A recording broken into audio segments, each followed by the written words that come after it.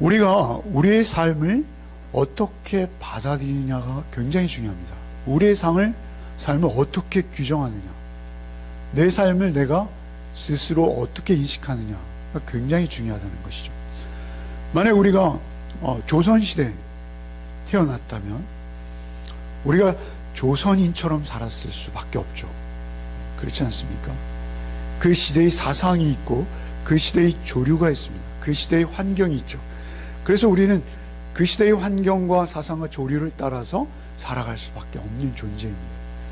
우리가 현대를 살고 있는데 현대 삶의 특징은 무엇입니까? 그것은 물질주의죠. 굉장히 관능적입니다. 이러한 삶 속에서 우리가 전혀 독야청천 우리만 그렇게 고별되어진 삶을 살기가 쉽지 않다라는 것이죠. 그런 사회적인 풍조와 우리의 환경도 우리에게 영향을 주지만 우리에게 영향을 주는 것은 우리 개인의 문제도 있습니다. 우리가 어떠한 가정에서 태어나서 성장하느냐도 우리에게 영향을 주고요. 그리고 우리가 어떠한 교육 환경에서 교육을 받았느냐도 우리에게 영향을 줍니다. 우리에게 개인적으로 많은 것들이 우리에게 영향을 미쳐서 우리는 그 영향을 받고 살아갈 수밖에 없다라는 것이죠. 그것을 개인적 정황이라고 말할 수 있습니다. 우리가 군대나 경찰 이런 데 소속되어 있거나 또 공무원 사회 같은 곳에 소속되어 있으면 우리의 계급이나 우리의 소속, 우리가 속한 단체의 성격, 그러한 것들에 우리가 영향을 받을 수밖에 없어요. 그것이 우리의 직업이고 사회가 우리를 규정하고 나누고 계급을 정하고 계층을 만들어 놓은 그 틀에 우리는 갇힐 수밖에 없다는 것이죠. 그러나 그리스도인은 그것을 뛰어넘는 것입니다. 사실 우리는 그러한 사회적 영향이나 세상에서 우리가 규정되어진 어떤 자리, 그 자리에 우리는 연연하거나 묶일 수 없는 존재들이라는 것이죠. 그리스도인은 누구입니까? 그것은 전혀 다른 정황과 상황 속에 살아가는 존재라는 것입니다. 그리스도인, 거듭난 그리스도인의 존재는 오늘 히브리서 저자는 이렇게 설명하고 있어요. 우리의 존재는 어떤 존재인가? 1절을 한번 같이 읽겠습니다. 이러므로 우리에게 구름같이 둘러싼 허다한 증인들이 있으니 모든 무거운 것과 얽매기 쉬운 죄를 벗어버리고 인내로서 우리 앞에 당한 경주를 하며, 특별히 우리의 존재를 어떻게 설명하시냐면 우리는 육상 선수라, 달리기 선수라, 경주자라고 말씀하십니다. 우리의 상황은, 우리의 정황은 그냥 세상에 떠내려가거나 세상에 휩쓸려가는 자가 아니라 어딘가 방향을 정하고 그 목적을 향해서 열심히 나에게 주신 은사와 책임을 다하여 성실히 달려가는 존재라는 것이죠. 이것은 그때 당시 히브리 설교자가 이러한 비유를 쓸 때 당시의 청중들은 너무나 쉽게 알아들을 수 있었던 내용입니다. 왜냐하면 요즘처럼 TV도 없고 어떤 특별한 오락수단이 없던 당시에 사람들의 가장 큰 흥미를 끄는, 요즘은 여러분 그 유럽, 영국 같은 데 보면 축구가 그들의 삶의 일부분입니다. 굉장해요, 축구의 열풍이. 그런데 사실은 그 열풍과도 비교할 수 없는 열풍이 그때 당시에도 있었어요. 그것은 뭐였냐면 놀랍게도 우리가 지금은 단순하게 보지만 육상이었습니다. 세계 육상 경기대회가 열리고 있더라고요. 근데 어쨌든 그 육상 경기장이 곳곳에 있었어요. 이런 경기장들이 그들에게는 아주 익숙하죠.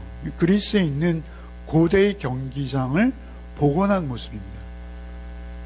이렇게 트랙이 있어요. 당시에도 200m 트랙이 있었다고 합니다.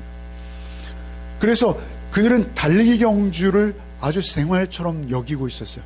인간이 자신의 몸을 가지고 할 수 있는 가장 흥미로운 경기가 달리기라는 거예요. 단순하지만 여러분 달리기 선상에 서보셨습니까? 싫죠. 제일 못하는 종목입니다. 저 같은 경우 개인적으로. 그러나 그 선상에 서서 우리는 달려가고 있는 자라고 표현하는 거예요. 우리의 삶의 정황이, 우리의 태어난 환경이나 우리의 직업이나 우리의 시대적 소명이 무엇이든 그것과 상관없이 우리는 경주자로 세워질 수밖에 없는 운명이요, 그 경주자로 세워졌다라는 것이죠. 다른 사람들이 어떻게 보건, 우리를 다른 사람들이 어떠한 존재로 인정하건 우리에겐 그것에 연연하는 것이 아니라 우리 존재 자체가 그저 운동 경기에 임하는 달리기 선수와 같다라고 말씀하시는 것이죠. 그리고 놀랍게도 이러므로 우리에게 구름같이 둘러싼 허다한 증인들이 있다라고 말씀하세요. 그런데 이 관중 속에는 허다한 증인들이 빼곡히 둘러앉아 있더라라는 것이죠. 지금 히브리 설교자는 자신의 인생의 정황, 내용, 컨텍스트라고 하는 우리가 그것을 이렇게 규정하고 있는 거예요. 자신의 정황이 운동장에서 경기하는 자의 신분이더라는 것입니다. 그런데 그 운동장에는 빼곡히 사람들이 둘러앉아 있더라는 거예요. 어떠한 사람들이요? 경기를 마친 사람들. 오늘 1절에 보면 이렇게 시작하셨잖아요. 이러므로 우리에게 구름같이. 항상 말씀드리지만 성경은 문맥입니다. 문맥. 이러므로라고 할 때 이 이러므로라는 건 11장에서 말씀하셨던 믿음의 선진들을 이야기하는 것이죠. 에녹과 노아와 아브라함과 모세와 이러한 믿음의 선진들이 경기를 마치고 그 관중 속에 빼곡히 둘러앉아서 우리를 보고 있다라는 것입니다. 그래서 자신은 우리라고 하죠. 이러므로 우리에게 구름같이 허다한 너희라고 하시던 설교자가 우리라고 하세요. 자신을 포함하는 거예요. 우리가 생명이 붙어서 그리스도인으로 이 땅에 살고 있는 자라면 우리는 다 경주자인데, 이러므로 우리에게 구름같이 둘러싼 허다한 증인들이 마치 하늘에서 우리를 내려다보듯 우리의 삶을 보고 계시다라는 것이죠. 사실 하늘에서 내려다보듯 보고 계신 것인데 그것은 비유적인 것이요, 실제 우리가 느끼는 것은 어떤 삶입니까? 우리가 11장에서 보았던 믿음의 선배들이 살아간 족적이 있습니다. 흔적이 있어요. 살아간 삶의 모습들이 있어요. 그들 나름대로 각자가 경험했던 정황들이 있어요. 그런데 그 정황 속에서도 하나님의 나라, 천국을 소망하며 나름 그의 삶의 다름질을 멈추지 않았던 자들, 그 삶의 자리, 그 삶의 정황, 삶의 모습들이 우리에게 말하는 것이 있다는 거예요. 그 관중들로 앉아있는 그들, 하늘에서 마치 우리의 삶을 일거수일투족 면밀히 관찰하며 응원하는 마음으로 우리를 격려하고 있는 그들의 존재는 그들의 삶으로 우리에게 말하는 것이다 라는 것이죠. 그들의 삶이 우리에게 강력하게 그렇게 관중석에서 외치듯 외치고 있다는 것입니다. 그 외침이 자기에게는 들려온다라는 것이죠. 그래서 허다한 증인들이 있으니 모든 무거운 것과 얽매이기 쉬운 죄를 벗어버리고 인내로서 우리 앞에 당한 경주를 경주하며, 이렇게 말씀하십니다. 모든 무거운 것과 얽매이기 쉬운 죄를 벗어버린다라는 이 말씀도 그들은 굉장히 익숙한 말씀이에요. 당시에 육상 경기를 할 때 그 당시 고대의 의복들이 얼마나 치렁치렁한지요.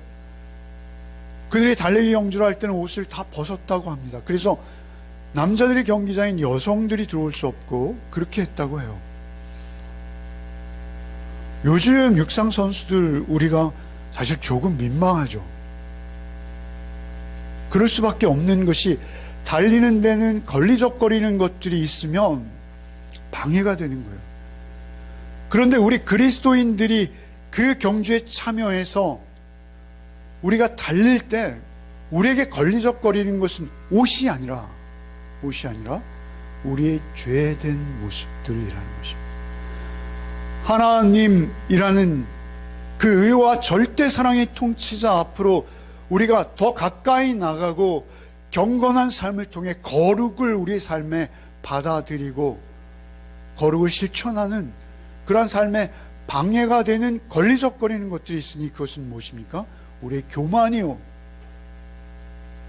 우리의 물질을 향한 끝없는 탐욕이요, 우리의 음란함이요, 우리의 잘못되어진 사회적 규정으로 인한 나의 잘못된 자의식. 우리는 마치 내가 의사하고 변호사면 마치 무슨 철 갑옷을 입은 것처럼 그 신분으로 나를 규정하고 그 신분으로 나의 권리와 나의 위치를 스스로가 채점하고 있다라는 것이죠. 그러나 하나님 앞에서 우리의 존재는 의인은 없나니 하나도 없는 것입니다. 그러한 상황에서 우리의 교만이 얼마나 걸리적거리는지요, 우리의 삶을 방해하는 것이요, 우리가 달릴 수 없도록 얽매이는 것이요, 우리가 그 달리기 위해서 넘어지도록 그것들이 우리의 발을 거는 것이죠. 그것들이 우리를 결국 넘어지게 한다라는 것입니다. 그러한 유혹들로부터 우리가 자유해야 된다는 것이죠. 이 달리기는 여러분 단거리가 아닙니다. 반짝하는 100m, 200m가 아니에요. 이 달리기는 마라톤입니다. 마라톤도 아니죠. 여러분, 이 달리기는 결국 마지막 결승점이 어디입니까? 죽음입니다. 우리가 죽음 앞에 서기까지 우리는 이 달리기를 멈추지 않는 거예요. 우리는 모두가 죽음을 맞을 수밖에 없는 자들이요, 그 관중석에서 우리를 응원하시는 11장에 기록된 믿음의 영웅들, 또는 우리가 그 삶으로 나에게 지금도 말씀하시는 분들이 있으시죠. 그 삶의 구체적인 정황, 그 상황, 그 내용을 우리가 아는 어떤 분이 나의 신앙에 도전을 두고 나의 신앙을 일깨우고 그런 분들이 계시죠. 역시 우리도 그러한 족적, 그러한 흔적을 남기기 위해서 우리의 인생길에서 최선을 다해서 달려가야 된다 라고 말씀하시는 것입니다. 그래서 그 달기에게 가장 필요한 것 하나입니다. 그것은 무엇입니까? 인내로서 우리 앞에 당한 경주를 경주하며, 인내이며 인내. 오래 참음입니다. 오래 참고 또 참는 거예요. 내 힘으로 안 되지만 주님의 도움을 받아 우리가 저는 다리를 질질 끌며 심지어는 엎어져도 기어가기를 멈추지 않는 거예요. 그렇게 하나님을 향해서, 하나님의 방향을 향해서 우리의 마음과 우리의 생각을 집중하고 하나님께로 향하는 삶, 그것이 그리스도인의 삶이라는 것입니다. 그래서 우리는 잠시도 하나님께 눈을 뗄 수가 없는 거예요. 여러분, 2절을 한번 읽어봅시다. 2절, 믿음의 주요 또 온전케 하시는 이인 예수를 바라보자. 그는 그 앞에 있는 기쁨을 위하여 십자가를 참으사 부끄러움을 개의치 아니하시더니 하나님 보좌 우편에 앉으셨느니라. 그 달리기에서 우리에게 가장 큰 본이 되는 분은 오직 한 분이시죠. 예수께서 우리의 앞서 그 길을 달려가셨기 때문에 그렇습니다. 그분이 우리의 믿음의 선구자요, 11장에 우리가 지난주에 묵상한 그 많은 믿음의 선배들을 능가하는, 아니 그들과는 비교조차 되지 않는, 비교의 대상이 아닌 주님이 계시다라는 것이죠. 믿음의 주요 온전케 하시는 예수를 바라보자라고 말씀하셨습니다. 우리가 주만 바라볼지라 찬양을 합니다만, 이 바라본다라는 의미는, 헬라어의 의미는, 헬라어 사전의 의미는 무엇이냐면 우리가 보고 있던 어떤 것으로부터 시선을 옮겨 다른 것을 보기 시작하다, 이런 의미예요.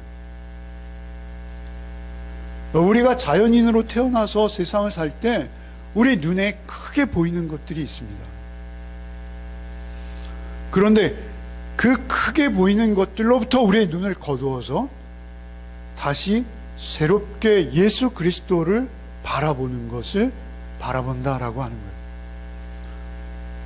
믿음의 주요 온전케 하시는 이인 예수를 바라보자. 이게 바라보자라는 이 번역을, 그래서 영어 성경에는 keeping your eyes 또는 fixing your eyes, 예. 무슨 말인지 알아들으시죠? 제 발음이 아무리 어눌해도 fixing이란 고정하라는, 고정, 움직이지 말라는 거예요.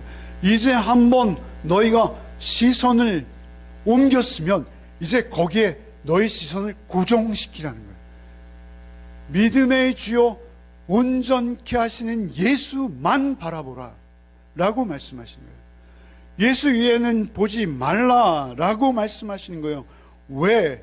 그분이 우리의 믿음의 주요, 우리를 온전케 하시는 분이라는 거예요. 믿음의 주라는 원어적 의미는 믿음의 창시자라는, 믿음의 창시자. 우리가 원래 믿음이 없습니다. 우리에게 믿음다운 믿음은 존재하지 않아요. 오직 이 땅에 완전한 인간으로 오셨던 예수께서만 우리의 믿음의 모범이십니다. 원형이세요. 다만 하나님의 은혜로 우리가 얼마만의 믿음, 겨자씨만큼 일지라도 그 믿음을 우리가 은사로 받는 것이죠. 그 믿음의 분량대로 우리는 살 수밖에 없어요. 우리의 삶은 그 믿음만큼 사는 거예요. 그런데 그 믿음의 창시자, 믿음의 주요 온전케 하시는 예수를 바라보고 예수에게 우리의 시선을 고정해야 된다. 온전케 하신다라는 건 무엇이죠? 우리가 온전할 수 없는 존재라고 늘 말씀드리잖아요. 온전한 사람은 없어요. 이 땅에 온전한 사람은 하나도 없습니다. 그렇다면 온전한 분은 누구이십니까? 완전한 인간이 되신 예수, 그분만 온전하세요. 그 예수께서 우리 안에 거하실 때 우리는 온전함을 힘입을 수 있어요. 온전함을 향할 수 있어요. 그리고 심지어는 온전케 하시겠다라고 말씀하세요. 온전케 된다라고 말씀하시는 것이죠. 예수께서만 우리 안에 충만할 때, 예수께 시선을 고정할 때, 믿음의 주여 또 온전케 하신 예수를 바라보자. 그는 그 앞에 있는 기쁨을 위하여 십자가를 참으사 부끄러움을 개의치 아니하셨느니 하나님 보좌 우편에 앉으셨느니라. 근데 그 예수는 말이죠, 기쁨을 위하여 십자가의 부끄러움을 참으셨대요. 기쁨이 있어요. 어떤 종류의 기쁨일까요? 그 기쁨을 위하여 십자가를 참으신 게 아니라 십자가의 부끄러움을 참으셨다라고 말씀하세요. 여러분, 십자가가 얼마나 부끄러운지요. 여러분, 사실 사형 언도를 받고 단순하게 그냥 형장의 이슬로 사라지는 것은 자랑스러울 수도 있어요. 그러나 여러분, 십자가에 벌거벗긴 채 달리는 것은 부끄러움입니다. 수치입니다. 여러분, 요즘도 사형수들 말이죠, 눈을 가려주잖아요. 그 부끄러움만큼은 너무나 감당할 수 없는 저주이기에 눈을 가려주는 거예요. 야, 저 사람 저지경일 줄 몰랐어. 여러분, 예수께서는 랍비라고 인정을 받으셨어요. 주님으로 불려지기는 못하셨죠. 많은 자들이 랍비로 불렀습니다. 그런데 사형수가 된 것만도 끔찍한데, 십자가에 벌거벗은 채 달려있을 때 그 모든 그 땅의 유대인들과 종교 지도자들은 예수를 향해 침을 뱉고 뺨을 때리고 내가 마땅한 죄를 받는구나 라고 손가락질했던 것이죠. 그 부끄러움을 참으셨대요. 부끄러움을 개의치 않으셨대요. 오늘 본문에 주목하는 것이 중요하죠. 부끄러움을 개의치 않았다는 건 상관치 않았다는 거예요. 그 부끄러움을 기꺼워하셨다는 거예요. 오히려 그 부끄러움을 당연히 여기셨다는 거예요. 왜요? 기쁨 때문에. 부끄러움을, 십자가의 부끄러움을 개의치 아니하시고 하나님 보좌 우편에 앉으셨느니라. 우리의 사실 하나님 보좌 우편은 예수께서 원래 계시던 곳이에요. 원래 계시던 곳에 다시 돌아가시는 게 뭐가 그렇게 큰 기쁨이시겠어요? 그냥 있던 대로 가시는데요. 그런데 여기서는 기쁨이라 하세요. 왜요? 그 사이에 십자가의 부끄러움을 참으사 기쁨으로 그 자리에 회복하신 거예요. 그러니까 그 자리에서 내려오신 이유가 있는데 그 이유와 목적을 달성하시고 그 자리로 회복하신 거예요. 여러분, 그것이 주님의 기쁨인 거예요. 주님의 기쁨. 다시 한번 읽어봅시다. 그 앞에 있는 기쁨을 위하여 십자가를 참으사 부끄러움을 개의치 아니하시더니 하나님 보좌 우편에 앉으셨느니라. 여러분, 주님의 기쁨은 무엇이냐면 그 보좌 우편에 앉으실 때 우리를 품고 우리를 대속해내시고 하나님의 임재 앞으로 자신의 육체를 찢어 십자가로 우리를 대속해내셔서 하나님 나라로 우리를 이전시켜 주신 것이 기쁨인 거예요. 여러분, 히브리서 1장 3절 한번 읽어봅시다. 1장 3절 읽어봅시다. 시작.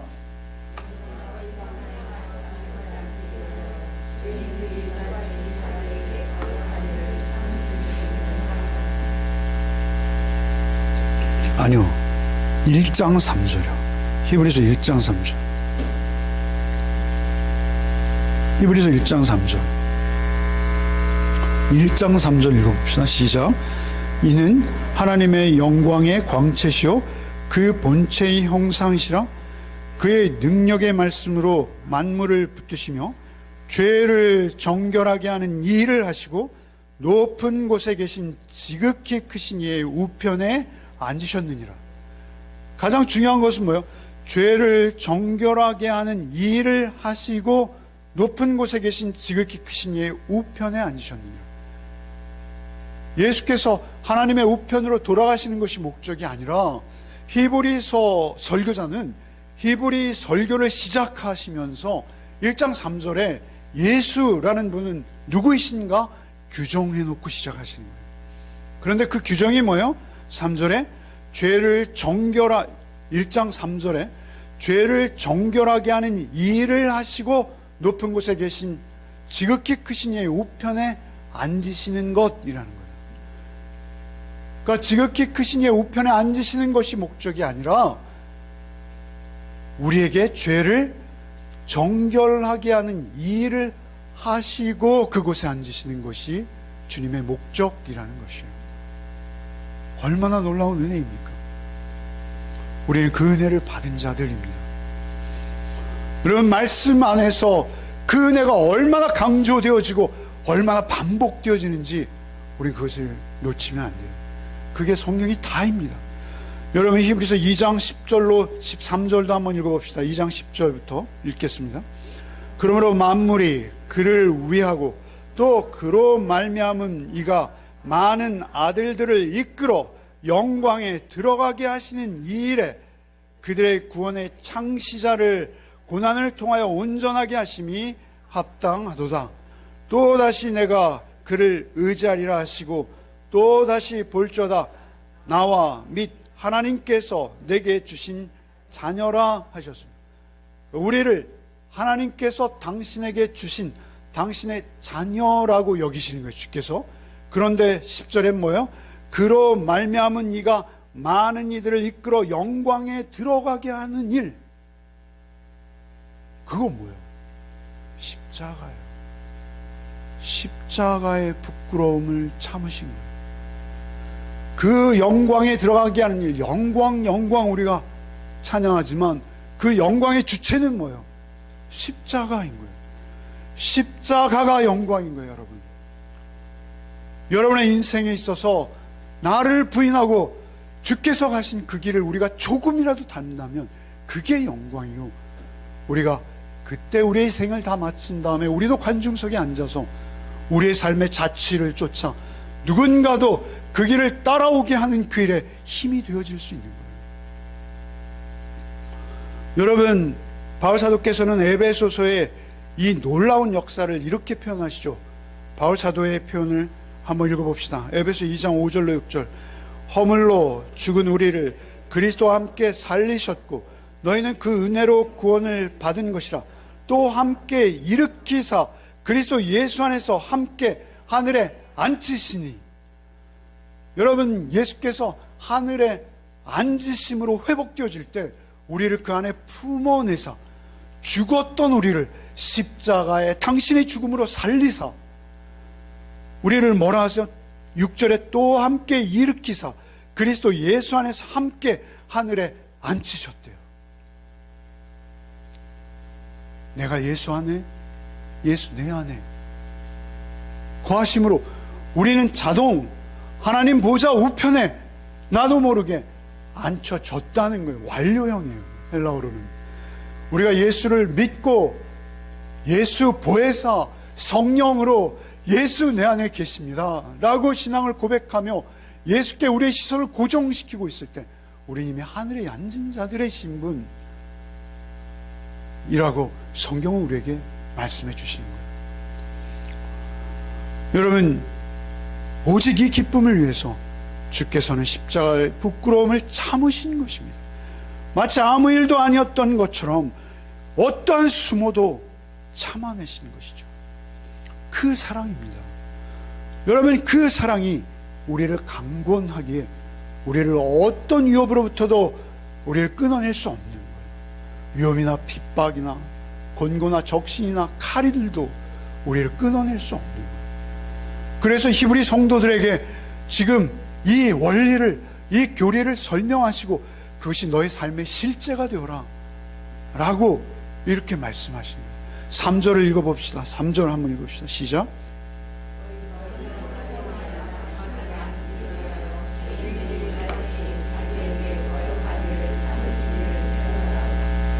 너희가 피곤하여 낙심하지 않기 위하여 죄인들이 이같이 자기에게 거역한 일을 참으신 일을 생각. 여러분, 굉장히 피상적으로 관념적으로 이해할 수 있어요. 그러나 이 말씀을 계속 묵상하셔야 돼요. 예수를 바라본다는 거예요. 예수께 우리의 시선을 고정한다는 거예요. 이 말씀의 의미를 우리가 묵상하는 거예요. 그것이 우리가 예수께 집중하는 것이죠. 너희가 피곤하여 낙심하지 않기 위하여. 우리의 삶이 얼마나 피곤합니까? 얼마나 낙심이 많습니까? 여러분, 그것을 세상이 해결해 주지 못한다는 것입니다. 세상이 그것을 잠시는 해결해 주는 듯 할 수 있습니다. 그러나 그것은 결코 해결책이 아닙니다. 또 다른 걱정과 염려와 근심이 있죠. 너희가 피곤하여 낙심하지 않기 위해서 우리가 바라볼 것은 세상이 아니라 죄인들을 이같이 자기에게 거역한 일과 함께 참으시니.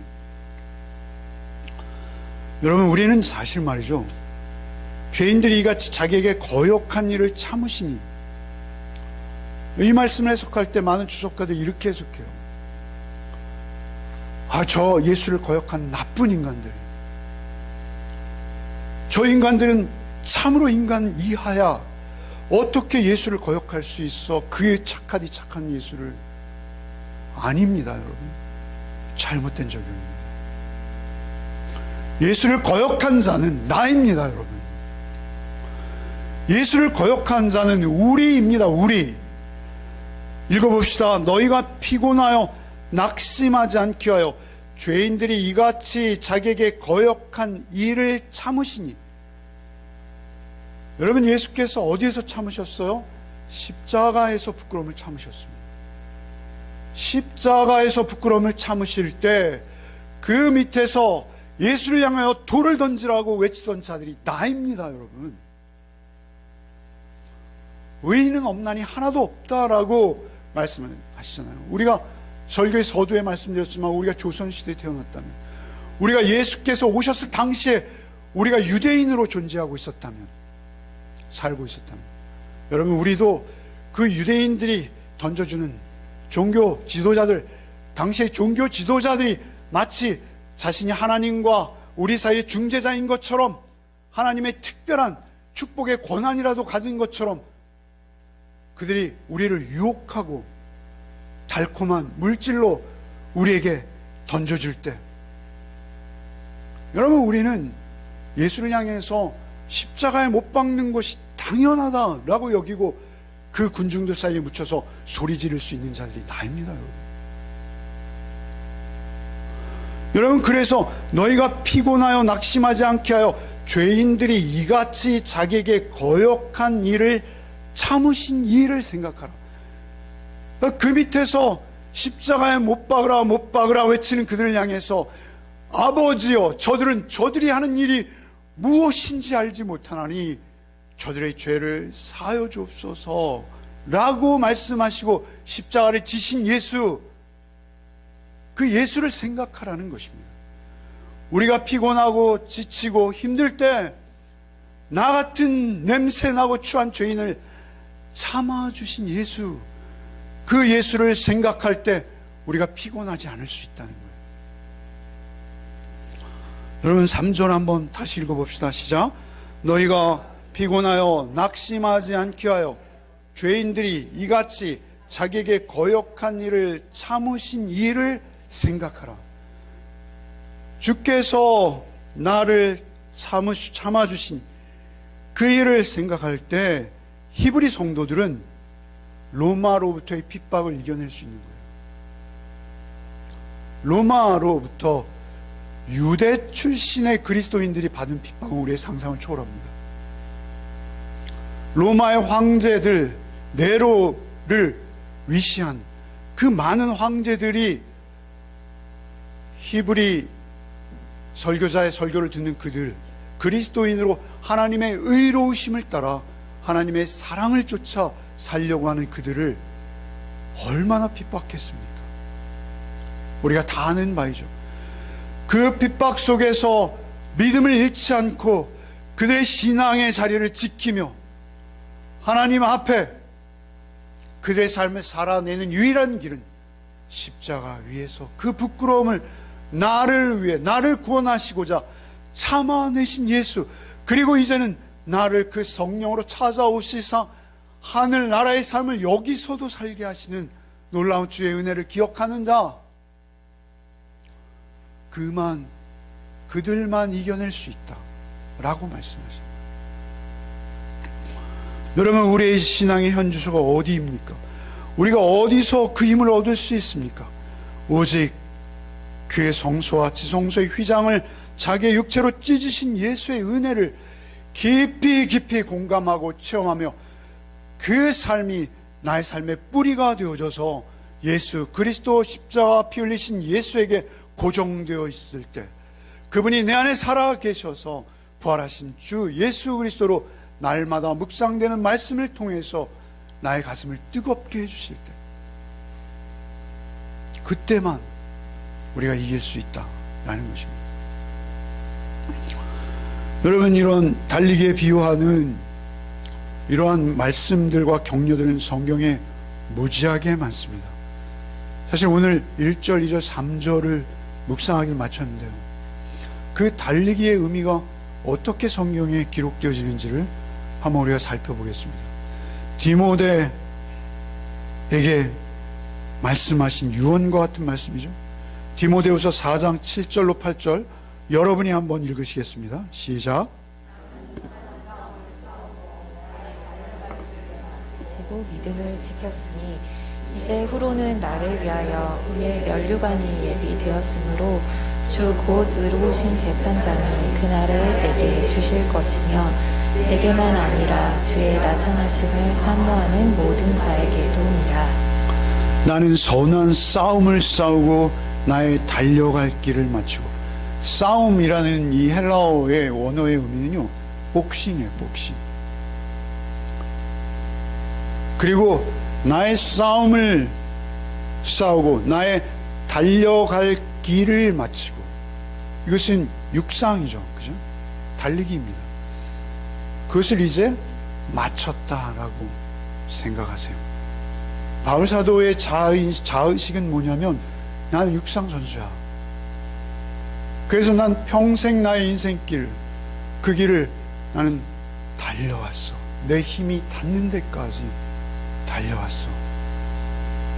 이렇게 고백하고 하나님의 면류관이 내 앞에 있다라고 고백할 수 있는 이 믿음, 이것이 우리가 부러워해야 할 믿음입니다. 이것이 우리가 사모해야 할 믿음이에요. 그리고 빌립보 성도들에겐 이렇게 외치셨죠. 빌립보 3장 12절로 14절 한번 읽어봅시다. 내가 이미 얻었다 함도 아니요 온전히 이루었다 함도 아니라 오직 내가 그리스도 예수께 잡힌 바 된 그것을 잡으려고 달려가노라. 형제들아, 나는 아직 내가 잡은 줄로 여기지 아니하고 오직 한 일, 뒤에 있는 것은 잊어버리고 앞에 있는 것을 잡으려고 표대를 향하여 그리스도 예수 안에서 하나님이 위에서 부르신 부름의 상을 위하여 달려가노라. 나는 달려가고 있다. 지금도 달려가고 있다. 우리의 달리기가 멈추는 것은 언제요? 우리의 코에서 호흡이 사라질 때입니다. 그때 외에는 우리의 달리기를 멈추면 안 되는 달리기예요. 이 달리기는 1등 하는 거 요구하지 않습니다. 여러분, 이 달리기에서 속도나 등수가 문제가 아니에요. 완주만 문제인 거예요. 끝까지 달릴 수 있는가? 끝까지 달리는 것을 보시는 거예요. 우리의 끝에 그 달리기를 마치는 그 순간이 우리에게 더 중요하고 소중합니다. 그래서 우리의 삶이 소중한 거예요. 우리의 삶이 소중하다는 것은 우리가 여기서 어떤 대단한 것을 누리기에 소중하다는 것보다는 우리의 죽음의 순간이 소중하기에 우리의 삶의 순간이 더욱 소중할 수밖에 없는 게 그리스도인의 삶의 인식이에요. 그렇게 표대를 달려가노라 빌립보 성도들에게 2번씩이나 표대를 향해서 뒤돌아보지 말라는 것입니다. 여러분, 나의 신앙이 과거에는 이랬어 저랬어 다 소용없다는 것입니다. 넘어질 수 있고 자빠질 수 있고 과거의 신앙을 운운하고 있는 그의 영적 태도와 삶은 나락일 수 있고 이미 그 경주로에서 벗어나 이탈해서 다른 방향으로 달리면서 옛적 일을 이야기할 수 있다는 거예요. 우리에게서 신앙은 과거가 아닙니다. 절대 현재만 있습니다. 현재만 있어요. 그래서 현재의 삶에서 달려가고 있다라고 말씀하시면서 고린도전서 9장 24절 25절엔 이렇게 말씀하세요. 여러분 한번 같이 읽어봅시다. 고린도전서 9장 24절 펼겠습니다. 운동장에서 다름질하는 자들이 다 달릴지라도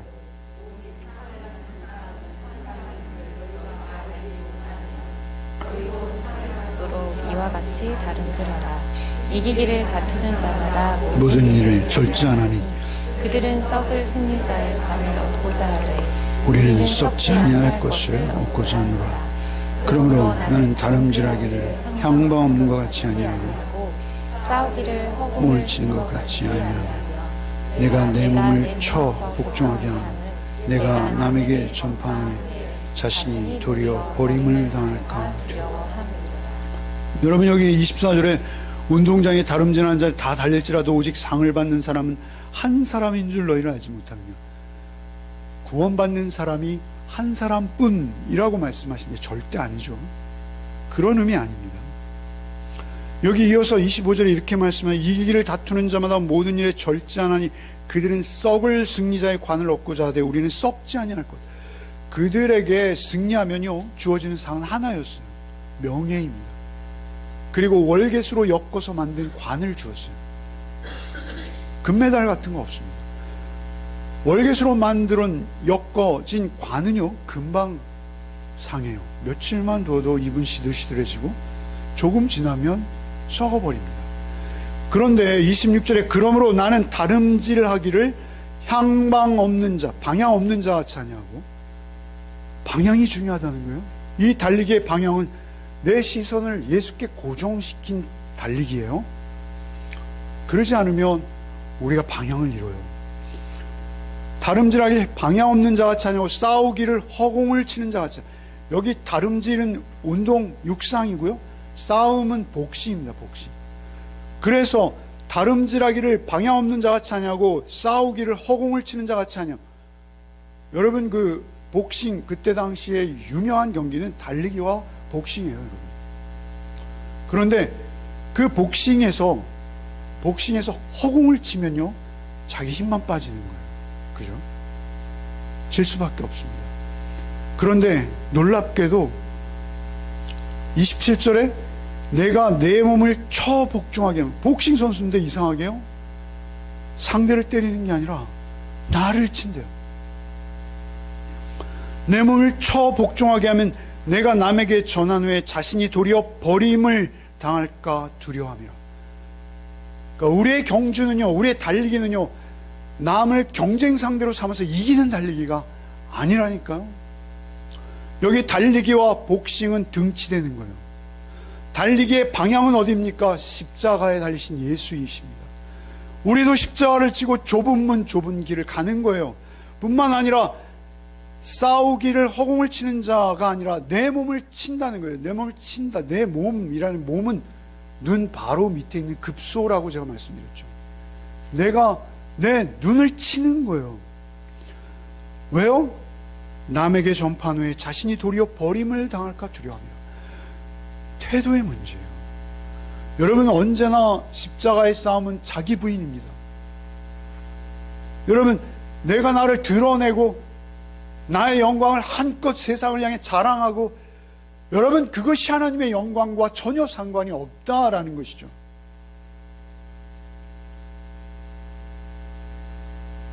여러분이 대통령이 돼요? 그러면 하나님의 영광 더 가리웁니다. 여러분, 우리가 그러한 것으로 하나님께 영광 돌릴 수 없다는 것입니다. 그리스도인의 영광은 예수 닮은 영광이에요. 예수 십자가에 달리신 그 영광, 그 영광 쫓아서 달려가는 거예요. 사도행전 20장 24절 읽어봅시다. 내가 달려갈 길과 주 예수께 받은 사명, 곧 하나님의 은혜의 복음을 증언한 일을 마치려 하면은 나의 생명조차 조금도 귀한 것으로 여기지 아니하노라. 나의 달려갈 길을 위해서는 나의 생명조차 조금도 귀한 것으로 여기지 아니할 만큼 자기 부인이 바울의 삶 속에 체질화되어 있는 거예요. 체질화. 권투 경기에 비유하면 자기가 스스로 자기의 눈탱이를 치는 것이요, 달리기로 비유하면 이것은 은혜의 복음을 전하고 예수께 받은 사명을 마치는 일에 나의 생명조차 아끼지 않는 것, 그것이 자기의 달려갈 길인 거예요. 그것이 영광인 거예요.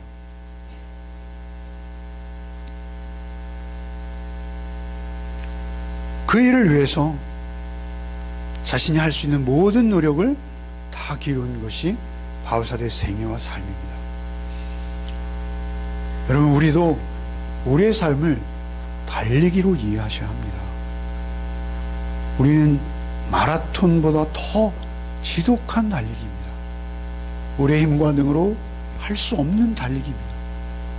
오직 우리 안에 계신 예수만 우리를 인도할 수 있고, 그 달리기에서 우리를 승리자 되게 하시는 분이십니다. 그래서 우리는 우리 자신을 달리기 경주 선상에 있는 자로 늘 인식해야 합니다.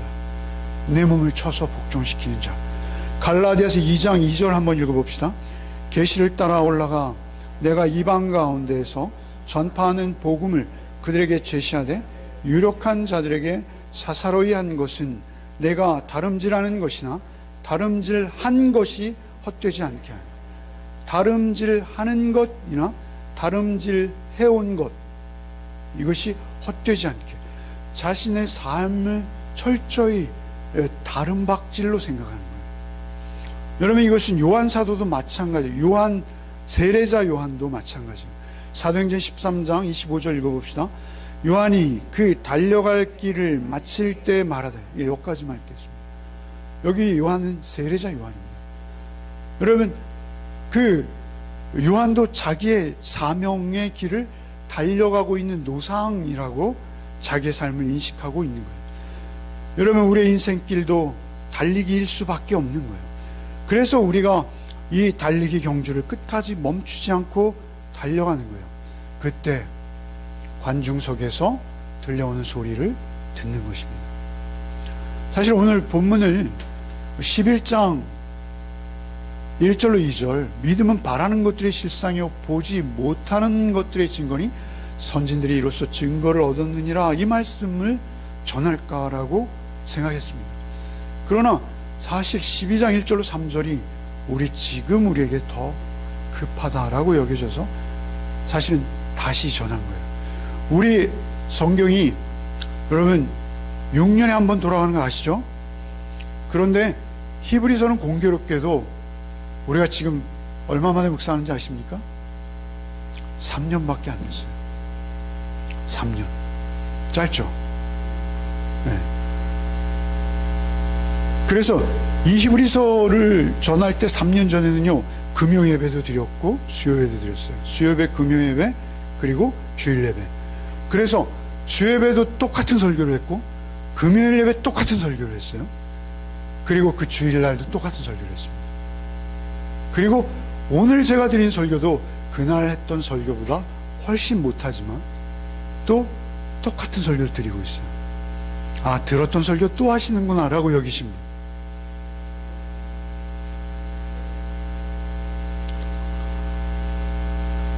그래서 우리의 시선을 주께 고정시켜야 되는 것이죠. 그날 제가 설교하면서 이런 거 물었어요. 관중석에 누구누구 앉아 있습니까? 여러분 잘 대답하세요. 관중석에 누구누구 앉아 있어요? 아벨이라고 처음에 말씀드렸어요. 아벨. 아벨이 관중석에서 그의 삶을 통해서 우리에게 응원하고 있죠. 달려, 달려. 멈추지만 않으면 돼. 그런데 아벨은 뭐라 말씀하실 것 같아요, 우리에게? 그날 여러분 잘 말씀하셨어요. 대답을 막 하셨어요. 수요일, 금요일 날 했기 때문에 그 예배 참여하신 분들이 주일날 대답을 얼마나 우렁차게 하셨는지 어무 권사님 크게 답변하셨습니다. 아벨이 뭐라 했을 것 같아요, 관중석에서? 말씀대로 달려라. 아벨은 이렇게 외쳤을 거예요. 우리가 지난주와 어제 그제 묵상했죠, 11장. 아벨은 뭐라 하시냐면요, 어린 양을 제물로 드려. 어린 양의 피면 다 돼. 너는 너의 마음과 정성을 다해 너의 태도로 하나님 앞에 겸손히 어린 양을 드리거라. 우리에게 관중석에 그렇게 말씀하시는 것이죠. 그 다음에 여러분, 노아는 뭐라 했을 것 같아요? 노아의 삶을 묵상할 때 노아가 이제는 증인의 삶을 마치고 관중석에 앉아 계실 때 우리에게 할 수 있는 말이 뭘까요? 나는 방주를 짓되 120년을 지었어. 얼마나 많은 비판과 조롱과 시험과 재난이 있었는지 너희가 알아? 그러나 나는 멈추지 않았어. 너희도 멈추면 안 돼. 하나님 앞에서 너에게 주신 은사와 사명이 있어. 그것을 하나님께서 할 수 있도록 너희에게 여건을 주실 거야. 이렇게 말씀하지 않으실까요? 아벨과 노아, 아브라함은 뭐라 할까요? 아브라함은 믿어, 이렇게 말씀하시겠죠. 믿어야 돼. 나같이 부족한 자도 내 마누라를 2번씩이나 내 생명을 보존하기 위해서 갖다 바쳤던 자야. 나는 수준 이하야. 하지만 하나님께서 나의 믿음을 북돋으시고 나에게 반복해서 언약을 주시고 나를 키워서 믿음의 증인으로 나를 믿어서 의롭다함을 얻은 자로 감히 여겨주시고 나를 세워주셔서 내 아들도 기꺼이 하나님께 드리게 하셨어. 믿어야 돼. 믿어야 돼. 믿음이 이기는 거야. 아브라함이 이렇게 말씀하지 않으실까요? 여러분 다 그렇게 말씀하고 계시다는 거예요. 모세는 뭐라 말씀하실까요? 모세는 이렇게 말할 거예요. 아마 나는 애굽의 왕자가 되는 것, 애굽의 그 부귀와 영화와 금덩어리와 보석들을 내가 다 차지할 수 있었으나 난 그거 버렸어. 나는 광야에서 내 장인의 양떼를 40년 동안이나 먹였다. 그러나 하나님께서 나의 인생을 대형 박물관, 거기에 있는 미라나 지금은 낙후된 저 광야의 피라미드로 남기지 않으시고 나를 말씀의 주인으로, 나를 말씀의 종으로, 하나님의 종으로 하나님의 율법을 받아 너희들에게 하나님의 언약을 세운 자로 나를 사용하셨어. 버려. 애굽의 부하를 버려. 그 관중 속에서 모세는 우리를 향해서 외치고 계시지 않겠습니까? 여러분, 제가 이 11장의 믿음의 선진들의 삶을 묵상하면요, 여기서 우리의 모든 삶과 우리의 신앙의 교훈이 그 안에 오롯이 다 있습니다. 여러분, 저는 제가 이 말씀 드리면 꼭 안 드릴 수 없는 예화가 있어요. 예화를 드리면 제가 했던 설교가 기억나실지 모르겠어요. 저희 할머니가 계셨는데요, 저는 기억도 안 나요. 할머니 얼굴 기억이 안 나요. 할머니가 계셨는지도 몰라요. 그런데 할머니가 저를 업어서 키우셨대요. 그래서 늘 업어주셨대요. 저는 우리 형님, 누님들이랑 나이 차이가 많이 나기 때문에 늘, 야, 너는 할머니한테 고마워해. 할머니가 업어서 키웠어. 그래서 하도 업어주셔서 제 다리가 이렇게 밖으로 휘어졌어요. 안짱다리라고 하죠. 할머니께서 저를 업으시면서 어떤 마음으로 저를 업어주셨을까를 생각해봐요. 야, 우리 손주 믿음이 굉장히 좋으셨대요. 우리 손주 믿음 좋은 자로 이 달리기를 달려내고, 그리고 하나님 나라에 반드시 이르게 해주세요. 이러한 기도로 저를 업어서 기르지 않으셨겠어요? 사실 저같이 방황의 길을 많이 걸은 자가 없습니다. 저는 목사가 될 수 없는 자예요. 그럼에도 불구하고 할머니의 기도가 있었다라고 여겨져요. 저는 제가 이 손주들을 낳고 보니까 사실 이 아이들이 뭐 할비의 존재를 인정해 주기나 하겠어요? 그럼에도 불구하고 우리가 할 수 있는 것은 하나밖에 없다라는 것입니다. 우리의 믿음의 유산이죠. 우리의 삶의 흔적, 우리의 삶의 족적이 하나님 앞에서 다소간이라도, 얼마만이라도 어떠했다라는 것만 그들의 기억 속에 남을 것이죠. 그리고 그것만 가치로운 것입니다.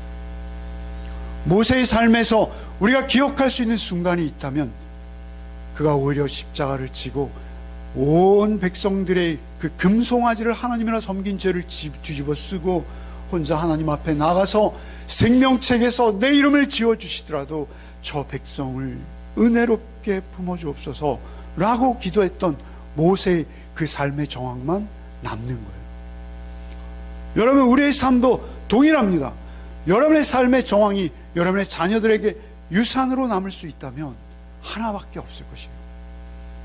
우리 어머니는, 우리 아버지는 그러한 고난과 고통과 환난 가운데서도 하나님 향해 기도하기를 멈추지 않으셨고 결국 기쁨으로 찬송하며 그 고난의 길을 다 감내하시고 끝내 승리하셔서 그 마라톤을 완주해내셨어. 여러분, 그것이 우리가 상속할 유산인 줄 믿습니다.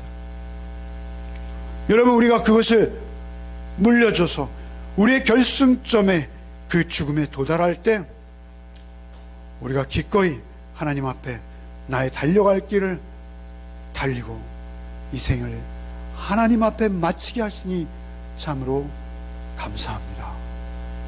그러니까 여러분의 기도가 되셨으면 합니다. 여러분, 12장 12절로 13절만 읽고 마치겠습니다. 12장 13절 읽겠습니다. 그러므로 피곤한 손과 연약한 무릎을 일으켜 세우고 너희 발을 위하여 곧은 길을 만들어 저는 다리로 하여금 어그러지지 않고 고침을 받게 하라. 주님의 마음은 이것입니다. 주님의 마음을 우리에게 전하시고 우리도 그 일을 행하라 하십니다. 여기에 피곤한 손과 연약한 무릎을 일으켜 세우고, 우리의 무릎이죠. 너의 발을 위하여 곧은 길을 만들어 저는 자로 하여금 어그러지지, 길을 만드는 자들이에요. 우리는 달리면서 동시에 길을 내는 거예요.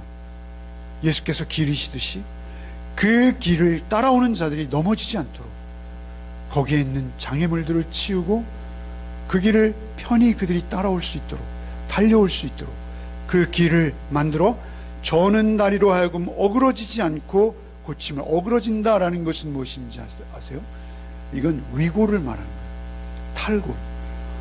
여러분, 달리다가 다리를 접질린다든가 하면 뼈가 어그러져서 빠지죠. 더 이상 달릴 수 없습니다. 아니, 평생 달릴 수 없게 될 수도 있습니다. 그러한 상황 가운데서도 우리는 달려야 된다라는 것이죠. 그 어그러지지 않고, 어그러졌다 하면 고침을 받게 하라는 거예요. 우리를 고치시는 분이 계세요. 우리를 치유하는 분이 계세요.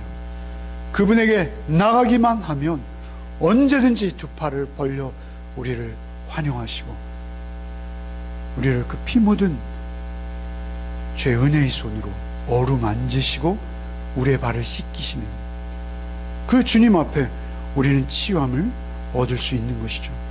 부끄러움을 개의치 않으시고 보혜사 성령으로 우리 안에 찾아오시는 주님께 우리의 눈을 고정시키는 한 주간의 삶이 되시기를 바랍니다. 기도하겠습니다.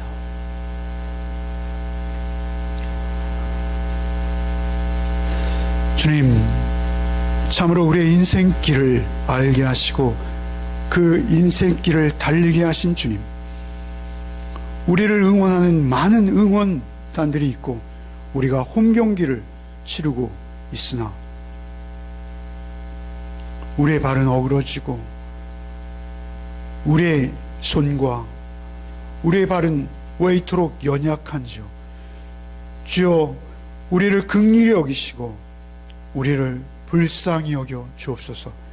오직 우리의 시선을 주께 고정시킬 수 있도록 주 성령께서 우리 안에 내주하시고 잠시도 떠나지 아니하시고 우리의 일거수 일투족, 우리의 말 하나하나, 선택 하나하나, 우리의 모든 판단 위에 함께하여 주옵소서. 그래서 우리의 삶이 우리의 자녀들에게, 우리의 후손들에게 참으로 응원할 수 있는 그러한 주의 길을 쫓은 삶이 되도록 주께서 우리의 길을 인도하여 주옵소서. 말씀이 육신이 되신 주님의 말씀을 대할 때마다 날마다 우리의 가슴이 뜨거워지게 하셔서 주님이 우리를 어떻게 사랑하셨고 주께서 지금 나를 어떠한 길로 인도하고 계신지 분명히 알아 우리의 삶 속에 주께서 바라는 아름답고 귀한 열매들이 풍성한 또 한 주가 되게 하여 주옵소서. 예수 그리스도 이름 받들어 기도하옵나이다. 아멘.